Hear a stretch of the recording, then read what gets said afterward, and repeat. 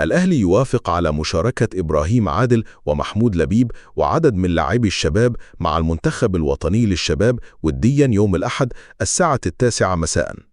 أشرف بن شرقي يعود من الساحل الشمالي بعد الإجازة للمشاركة في تدريبات الأهلي بعد شائعات كاذبة عن إصابته في المباراة الودية الأخيرة.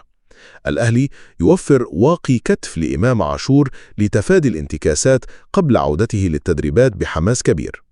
غياب أبو علي عن تدريبات كولومبوس كرو الأمريكي يعطل ظهوره الأول، مع ترقب الأهلي تألقه وتسجيل 10 أهداف لتحصيل امتيازات مالية بالعقد.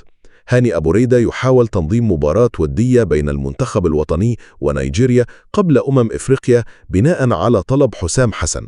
حسام حسن يراقب ياسر إبراهيم، أحمد رمضان بيكهام وياسين مرعي لاختيار 2 لمعسكر المنتخب.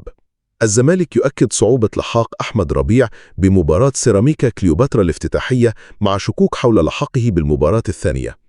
الزمالك يدرس ضم الفلسطيني عدي دباغ في ظل صعوبة التعاقد مع أجانب جدد. رضا عبد العال يحذر الزمالك من التفريط في صلاح مصدق المدافع المغربي ويخشى انتقاله لمنافس محلي.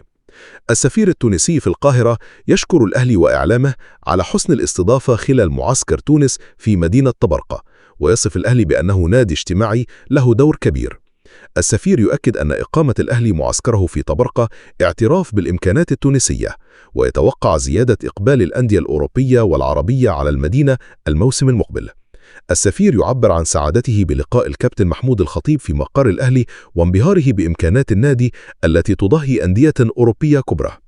أيمن يونس عبر إكس: كل لاعب ينتقل من ناد لآخر له دوافعه، لكنه لا يجد تفسيرا لهروب اللاعب الفلسطيني أبو علي إلى أمريكا.